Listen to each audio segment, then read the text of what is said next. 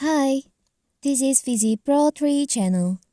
In today's video, I will show you how to mute someone's story on Facebook. Before we get started, don't forget to subscribe and turn on the notification to keep you updated about this channel. So let's go. If you don't want to unfriend an individual on Facebook or hide page content, you can still mute their stories easily. Muting stories will hide any news stories that an individual person or page uploads. To do so first of all, of course, we have to open our Facebook. Now you can choose uh, your friend or someone that you want to hide the story. I will choose this. You can tap and hold the story until you see there is an pop-up option appear. Mute Zara stories. You can tap on that.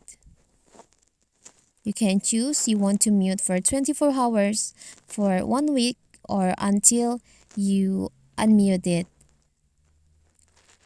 If you mute this account, your friends' stories in Facebook, they won't be notified. You can always change the story setting.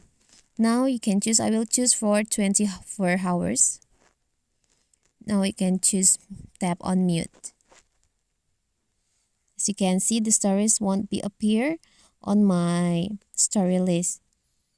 You can also choose more than one account to mute. I will choose this two. Tap and hold. Tap on mute story.